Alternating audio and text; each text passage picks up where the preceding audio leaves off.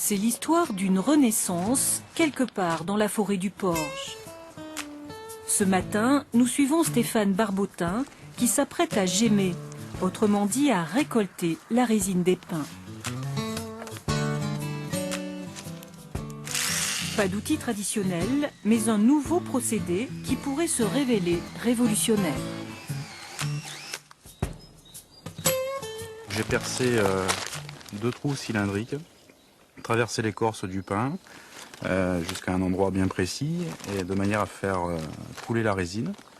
Et ensuite j'ai posé le dispositif de collecte qui se situe d'une poche plastique avec une sorte d'entonnoir. Voilà, je positionne ça sur mon arbre et la résine va couler dans les poches. C'est la méthode du vase clos, inventée en 1994 par Claude Coureau, un ancien gémeur qui suit de près l'exploitation de son procédé, actuellement développé. Salut. Bonjour Claude. Ça va? Ça va. Alors, ça marche? Écoute, oui. Ben, on va assister à la relance du gémage. On y travaille. Et tu aurais été le premier des gémeurs? Des gémeurs modernes, oui. Voilà. Oui, oui, oui. C'est ça qui est Tout à fait. le principal. Ouais. Alors, les pins, mettez-vous à gémer. La relance du gémage, un rêve, presque une obsession pour Claude Coureau. C'est en 1990 que tout s'est arrêté avec la concurrence de la Chine, puis le choix d'une stratégie forestière orientée vers le bois d'œuvre et l'industrie papetière. Mais pourquoi laisser tomber la résine? Claude Coureau n'est pas un nostalgique de la tradition, mais des emplois qu'elle générait. Nous étions 30 000 autrefois entre les deux guerres.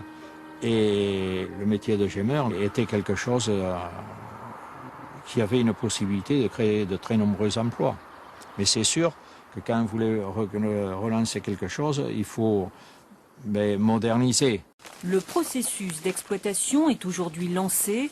La commune du Porge a mis à disposition 50 hectares et d'autres parcelles sont gémées dans le sud Gironde. Conséquence, Stéphane a pu consolider 3 emplois. Une unité de distillation va être construite d'ici la fin de l'année. Un retour aux sources, car il y a 100 ans, une distillerie de résine existait déjà dans ce champ. Pour l'heure, une poignée d'hommes se montre déterminés. Et ces marques sur les pins dessineront peut-être le visage de la forêt de demain, parsemée de gémeurs qui pourraient devenir bien plus que cela. Sentinelles contre le feu, gardiens chargés de veiller sur un massif forestier, aujourd'hui déserté.